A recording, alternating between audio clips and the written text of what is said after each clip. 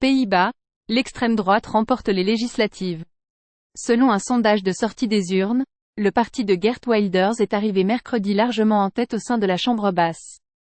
Reste à savoir s'il sera en mesure de gouverner.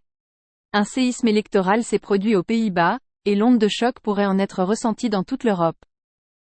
Mercredi 22 novembre au soir, les Néerlandais votaient pour élire la Chambre basse et décider qui succédera à Mark Rutte, au pouvoir depuis 2010.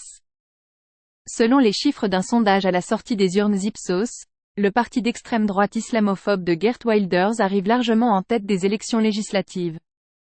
Il indique que le PVV, Parti de la Liberté, a remporté 35 sièges sur 150, une victoire considérée comme très confortable dans une chambre basse particulièrement morcelée.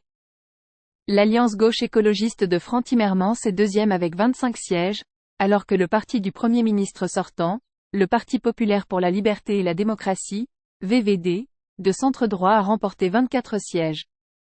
Le Trump néerlandais, à la tête du pays? Pour l'instant même avec ces chiffres, Geert Wilders, l'homme politique à la célèbre chevelure peroxydée, est loin d'être assuré de devenir Premier ministre.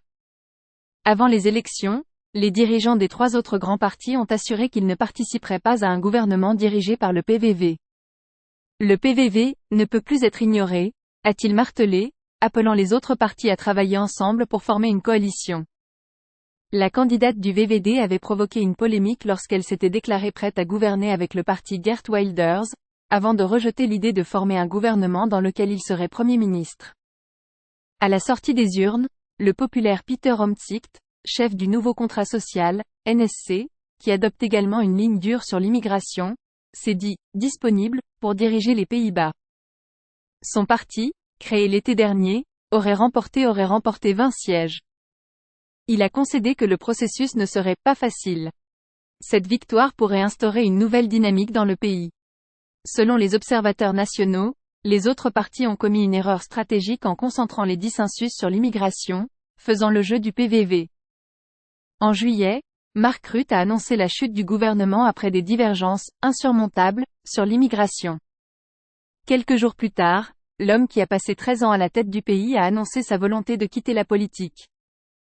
Si elle est confirmée par les résultats définitifs, la victoire de Geert Wilders marque un brusque virage à droite qui sera accueilli avec appréhension à Bruxelles. Le PVV a notamment promis un référendum sur le maintien ou non des Pays-Bas dans l'Union européenne. Le Premier ministre nationaliste hongrois Viktor Orbán a salué sur X les vents du changement. Et la chef de file du Rassemblement national français Marine Le Pen l'a félicité pour leur performance spectaculaire aux législatives qui confirment l'attachement croissant à la défense des identités nationales. N'hésitant pas à traiter les Marocains de « racailles » ou à proposer des concours de caricature du prophète Mahomet, Geert Wilders a bâti sa carrière en livrant bataille contre ce qu'il nomme une « invasion islamique » de l'Occident. Ni ses démêlés avec la justice qu'il a reconnu coupable d'insultes envers des Marocains, ni les menaces de mort à son encontre, qui le font vivre sous protection policière depuis 2004 ne l'ont découragé. Plus récemment, il a calmé sa rhétorique populiste en se concentrant sur d'autres préoccupations des Néerlandais, comme savoir s'il leur reste encore plus d'argent dans leur portefeuille.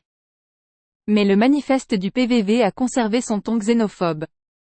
Il propose le rétablissement du contrôle aux frontières néerlandaises, la détention et l'expulsion des immigrants illégaux, le renvoi des demandeurs d'asile syriens et la réintroduction des permis de travail pour les travailleurs intra-UE.